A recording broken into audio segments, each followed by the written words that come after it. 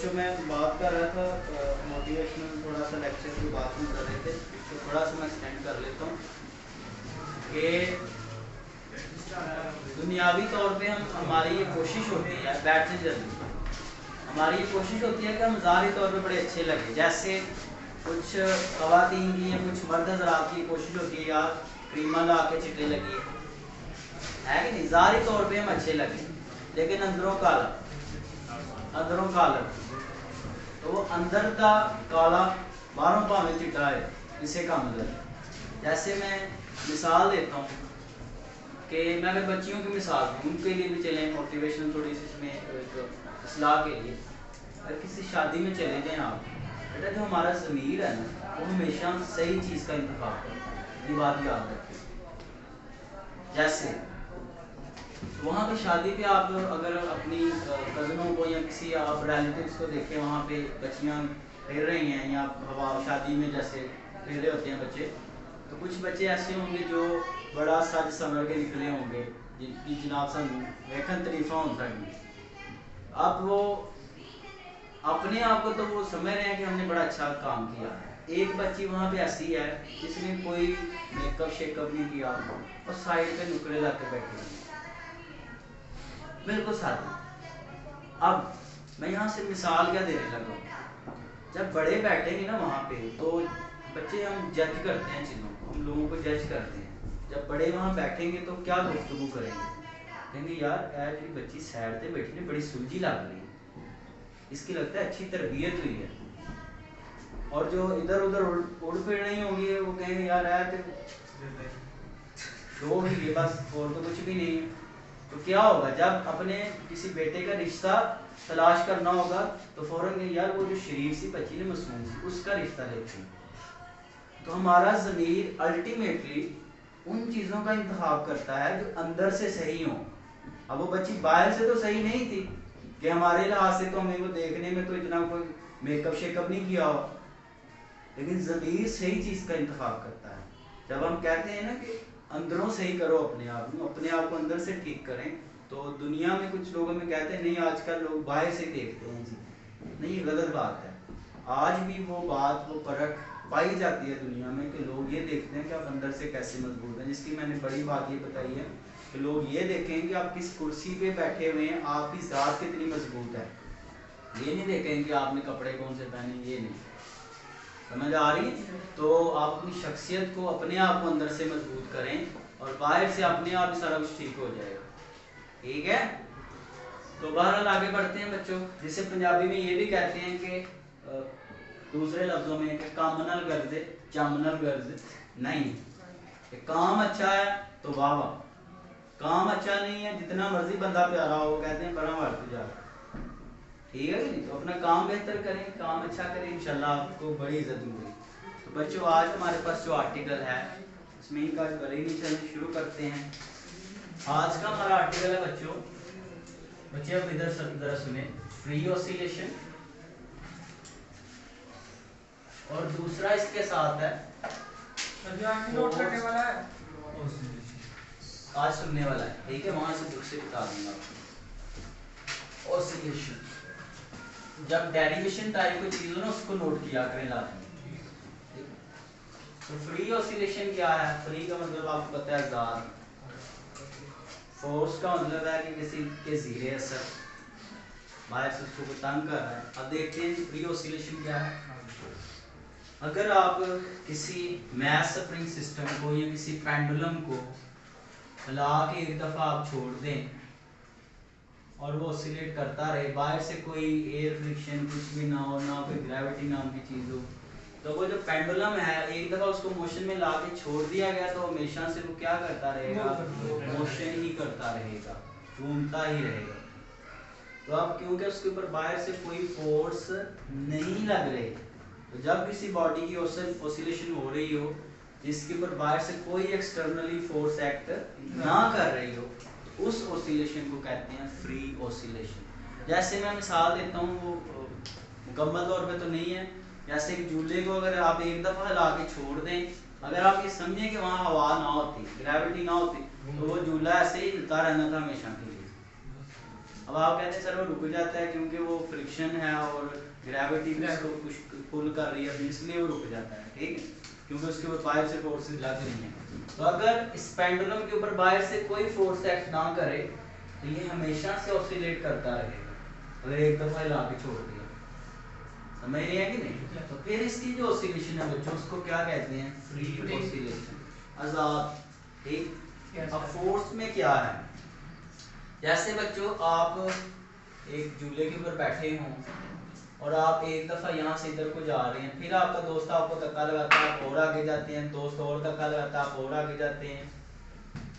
बाहर से आपको आपके बाबा या आपका बड़ा भाई जो भी है, आप आते हैं, दोस्त होगा तो इस तरह करेगा, डल आएगा, चलो ठीक है कि नहीं, फिर आएंगे फिर लगाएगा, तो बाहर से आपके ऊपर फोर्स लग रही है कि नहीं? तो अगर बाहर से कोई फोर्स अमल कर रही है तो बॉडी ऑसिलेशन कर रही है, और उसकी ऑसिलेशन के साथ बाहर से हम उसके ऊपर फोर्स भी लगा रहे हैं, तो उसका एम्पलीट्यूड बढ़ेगा या कम होगा, जो भी होगा वो बात की बात है, ठीक है कि नहीं? अगर किसी फोर्स के ज़ेरे असर कोई सिस्टम ऑसिलेट कर रहा हो तो उसकी ऑसिलेशन को कहते हैं फोर्स्ड ऑसिलेशन।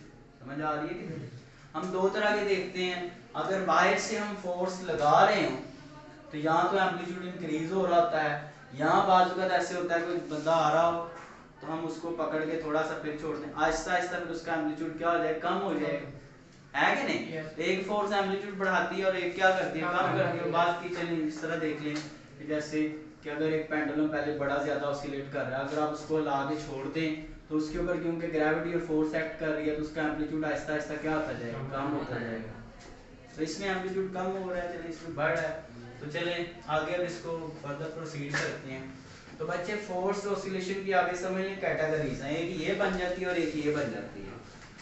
अब ये जो है इसको कंसीडर कर लें ऐसी है कि जिसमें आप समझ लें कि आपका हो रहा है रेजोनेंस। इस प्रोसेस को या इस फिनोमिना को आप कहते हैं रेजोनेंस। क्या कहते हैं? रेजोनेंस। इसमें क्या होता है कि सिस्टम का जो एम्पलीट्यूड है, सिस्टम का एम्पलीट्यूड, वाइब्रेशन का जो एम्पलीट्यूड है कि कहाँ तक उसने वाइब्रेट करना है मीन से एक्सट्रीम तक, वो आहिस्ता आहिस्ता क्या होता जाता है, इंक्रीज होता जाता है। क्या होता जाता है? रेजोनेंस में जब बॉडी ऑसिलेट करती है तो ऑसिलेशन करने वाले बॉडी का जो एम्पलीट्यूड है, क्या बच्चे? एम्पलीट्यूड, वो क्या होता जाए, इंक्रीज होता जाए, तो फिर ये बन जाती है रेजोनेंस। ये अमल क्या कहलाता है? रेजोनेंस कहलाता है। और कुछ इसका ग्राफ इस तरह से बनेगा, बुक में चले नहीं बना, लेकिन देख लेते हैं कि इसमें शुरू में तो बॉडी का एम्पलीट्यूड कम है, झूले को पहले रुका हुआ है, आपने ला के चलाना शुरू किया, आहिस्ता आहिस्ता उसको फोर्स लगाते जा रहे हैं, शुरू में एम्पलीट्यूड कम, लेकिन आहिस्ता आहिस्ता एम्पलीट्यूड क्या करेगा, इंक्रीज करता जाएगा। बात समझ रहे हैं कि नहीं? तो इसमें एम्पलीट्यूड इंक्रीज होता है, ये मीन है, ये एक्सट्रीम है, इधर एक्सट्रीम और दूर चली गई, समझ आ रही है बात की? तो एम्पलीट्यूड इंक्रीज होता है। अच्छा, ये वाला जो है इस अमल को कहते हैं बच्चों डैम्पिंग। क्या कहते हैं? डैम्पिंग। अगर ये फोर्स लगाएं तो फिर इंक्रीज होगा।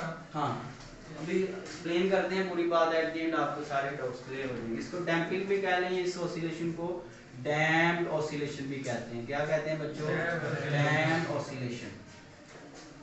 अच्छा, डैम्प्ड ऑसिलेशन में क्या होता है कि ये ऐसा अमल समझ लीजिए, ऐसी ऑसिलेशन समझ लीजिए कि जिसमें बॉडी का जो एम्पलीट्यूड है, क्या बच्चे? एम्पलीट्यूड, वाइब्रेशन का जो एम्पलीट्यूड है वो क्या होता है, with the passage of time कह लीजिए, जैसे जैसे वो बॉडी की ऑसिलेशन होती है तो वो डिक्रीज होता है। क्या होता है? डिक्रीज होता है। जैसे इसकी मैंने बेस्ट एग्जांपल दी, अगर आप एक झूले को हिला के छोड़ दें तो आहिस्ता आहिस्ता उसका एम्पलीट्यूड क्या होता जाता है, कम होता जाता है, डिक्रीज होता जाता है। तो वहां पे कौन सा प्रोसेस हो रहा है? डैम्पिंग का प्रोसेस हो रहा है। अंडरस्टैंड? अच्छा, अब जरा इसमें अगर ग्राफ बनाए तो वो किस तरह का बनेगा?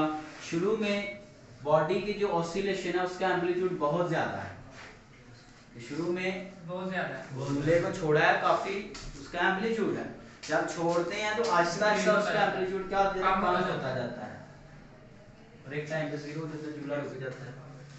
ठीक, तो ये जो फिनोमिना है इसको बच्चे कहते हैं डैम्पिंग, डैम्प्ड ऑसिलेशन। ठीक है, अच्छा जरा और डिटेल में जाते हैं।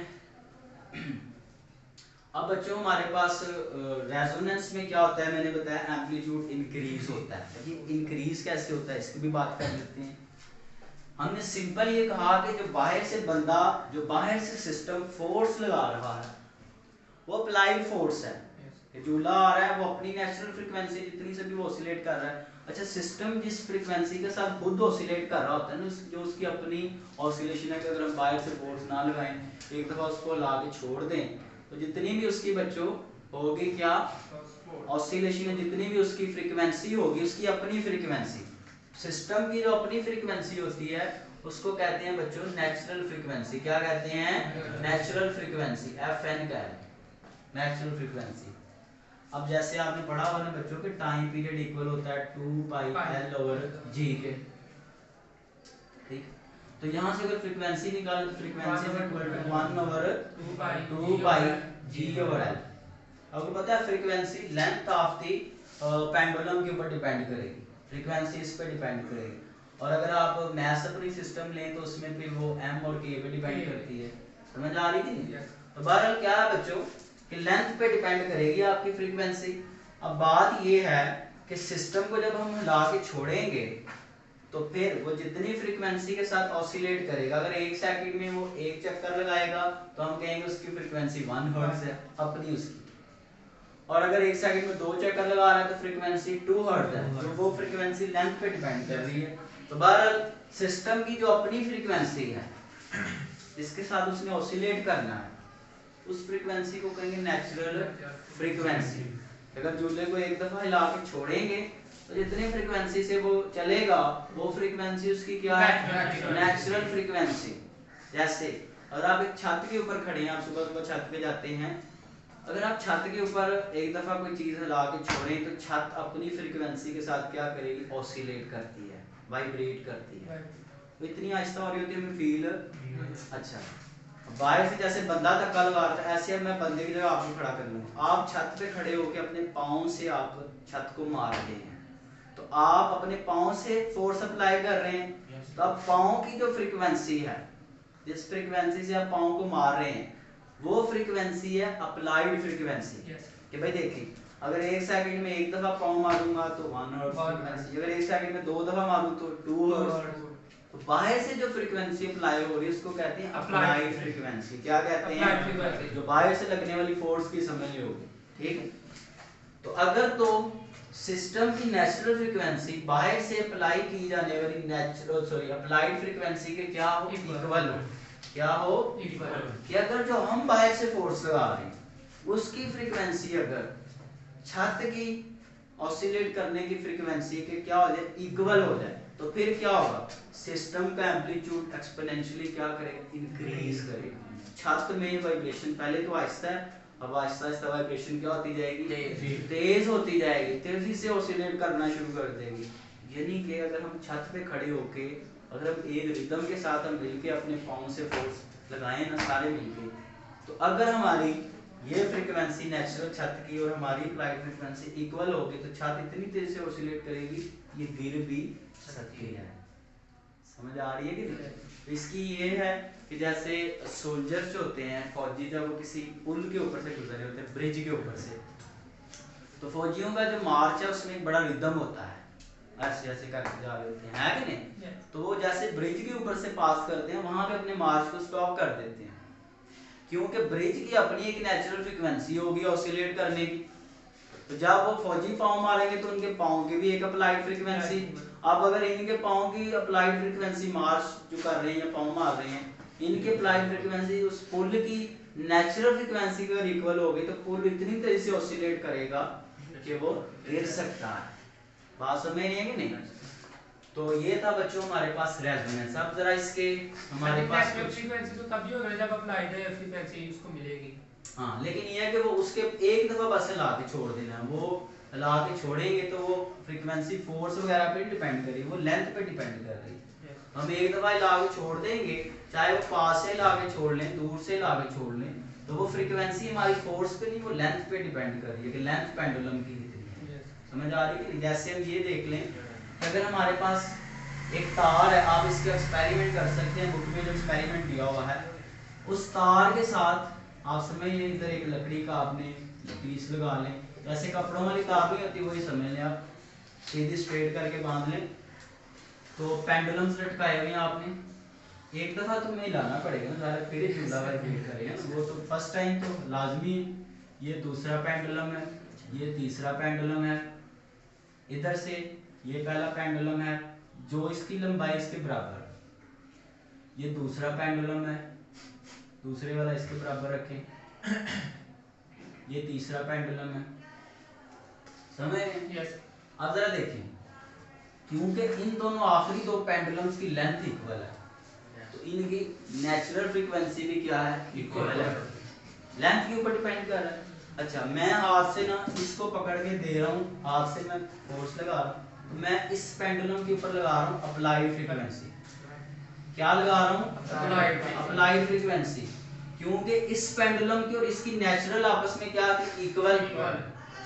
तो क्योंकि इसकी अप्लाइड और इन दोनों की आपस में नेचुरल इक्वल थी, अब ये जो मैं इसके ऊपर अप्लाई करूंगा वो जाके डायरेक्ट इस तक पहुंचेगी। मतलब होगा क्या, देखिए होगा ये कि जब मैं इसको हिला के छोड़ूंगा, रास्ते में ये आगे वाले भी तो आ रहे हैं, ये इससे भी टकराएगा, ये आगे वाले से टकराएगा, लेकिन क्या होगा, जिसका एम्पलीट्यूड इंक्रीज होना है वो उसका होगा जिसके साथ हमारी नेचुरल अप्लाइड क्या होंगी, इक्वल। अब ऐसे हिला के छोड़ेंगे तो हमारी अप्लाइड जाके इसकी नेचुरल के इक्वल बनेगी, क्योंकि इसकी नेचुरल और इसकी नेचुरल आपस में क्या है, तो ये वाले जो पेंडुलम बीच में ये थोड़ा थोड़ा हिलेंगे, ये भी थोड़ा थोड़ा, लेकिन जितना ये तेज हिलेगा पहले वाला उतना ही ये हिलेगा आखिरी वाला, क्योंकि इसकी नेचुरल इक्वल है, ठीक है। तो जितना हम इस पे अप्लाई करेंगे वही फ्रीक्वेंसी जाके इसके ऊपर अप्लाई होगी, समझ आ रही? तो सिर्फ इसका एम्पलीट्यूड इंक्रीज होगा जिसके साथ ये वाली बात लागू होगी, बाकी आहिस्ता आहिस्ता में ब्रेक करेंगे, हालांकि बीच में वो भी आ रहे हैं। मतलब ये कि जहां पे ये वाली कंडीशन पूरी हो जाए वहां पे जो एनर्जी का ट्रांसफर है, एनर्जी ट्रांसफर वो क्या हो जाता है बच्चे, मैक्सिमम हो जाता है। क्या हो जाता है कि एनर्जी सिर्फ उस पेंडुलम को बेटा ट्रांसफर हो रही है जहां पे ये कंडीशन पूरी हो रही है, बाकी भी हिल रहे हैं, उनके पास भी मोशन वाली एनर्जी आ रही है थोड़ी थोड़ी, लेकिन मैक्सिमम एनर्जी उस तक पहुंच रही है जो ये कंडीशन पूरी कर रहे हैं, समझ आ रही है? उसका एम्पलीट्यूड सबसे ज्यादा तेजी से इंक्रीज हो रहा है। सर फोर्स लगाएंगे वो डिवाइड हो जाएगी दोनों में या फिर नहीं, थोड़ी बहुत इन तक पहुंचेगी, लेकिन इनके जरिए नहीं पहुंचेगी। एक्चुअली जब हम फोर्स लगाएंगे तो ये जो रस्सी है वो वाइब्रेट करेगी, वो इसके एटम्स के थ्रू आगे पहुंचेगी उस तक, तो जैसे यहाँ पहुंचेगी ये भी थोड़ा थोड़ा वाइब्रेट करेगी, लेकिन ये सबसे ज्यादा वाइब्रेट करेगा क्योंकि वही जाके कौन सा प्रोसेस शो करेगा, रेजोनेंस पल्स।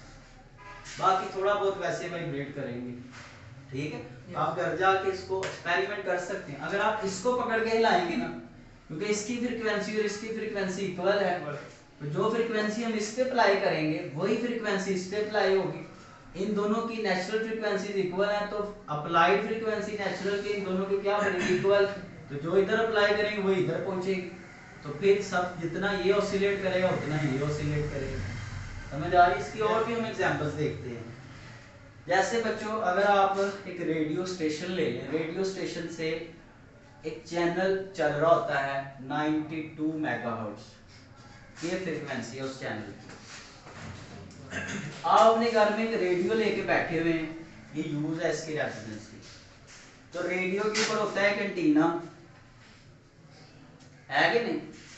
आप क्या करते हैं, उसके ऊपर बटन लगा होता है एक, घुमाते हैं आप उसको। आप जब घुमाते हैं तो आप अपने रेडियो की फ्रीक्वेंसी सेट कर रहे होते हैं। क्या सेट कर रहे होते हैं? फ्रीक्वेंसी। अब इस एंटीना के अंदर जो एटम्स हैं जब ऑसिलेट करेंगे, फॉर एग्जांपल उन एटम्स की जो फ्रीक्वेंसी है, अब एटम्स की जो अपनी फ्रीक्वेंसी है वो नेचुरल है। क्या है? नेचुरल। वो एक दफा तो हम देनी ही पड़ रही है, वो तो जाहिर है। तो ये जितनी फ्रीक्वेंसी से एटम्स इसमें ये एंटीना की जितनी फ्रीक्वेंसी हमने सेट की है वो नेचुरल है।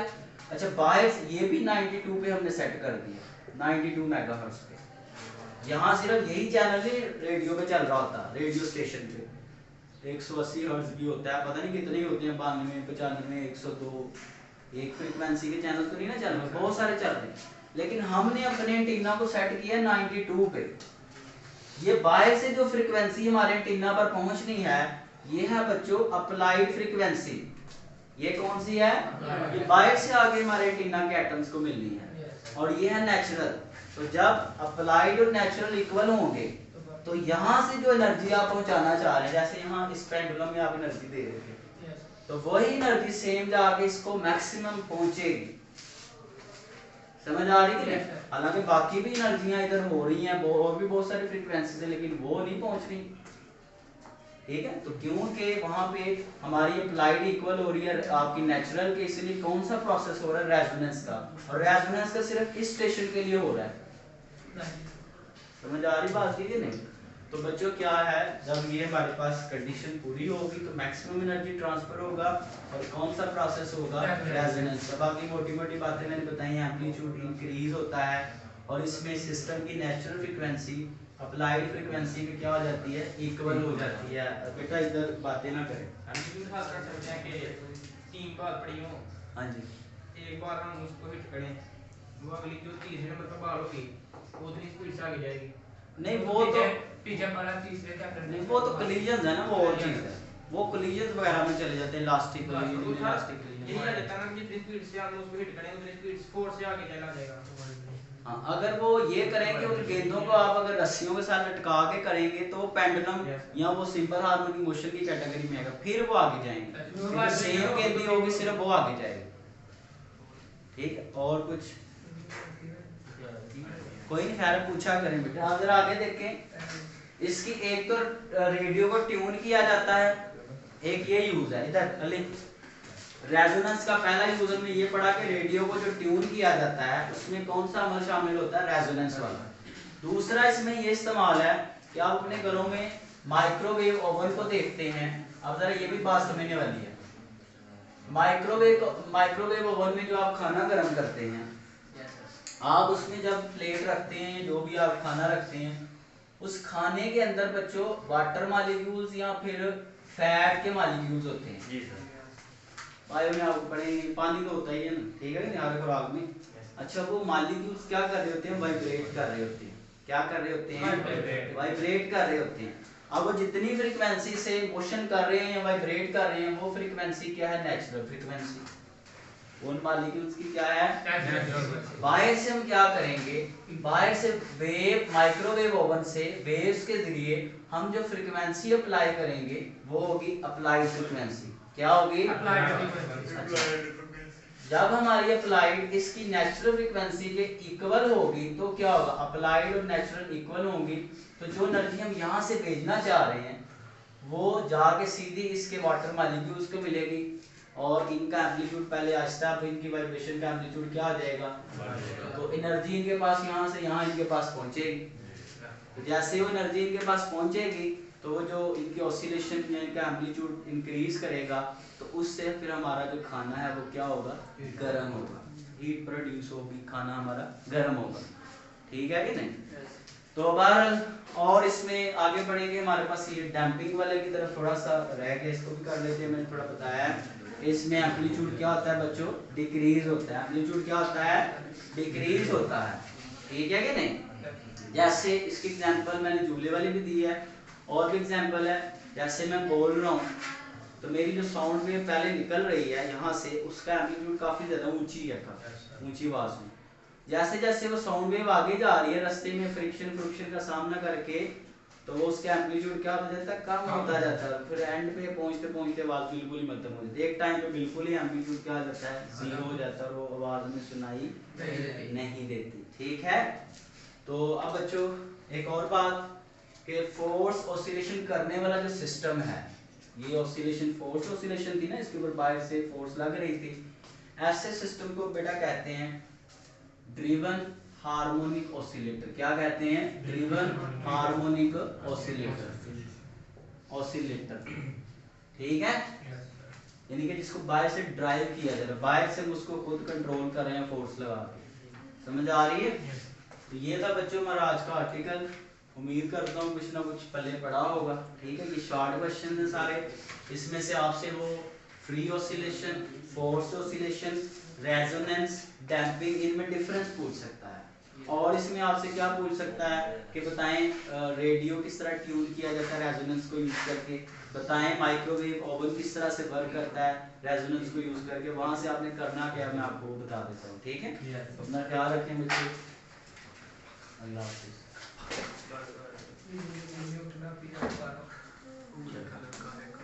अब जरा आप निशानी लगाएंगे बच्चों, बी ग्रुप वाले बच्चे आज वाले क्वेश्चन शॉर्ट में याद करेंगे, ठीक है। जो बी वाले हैं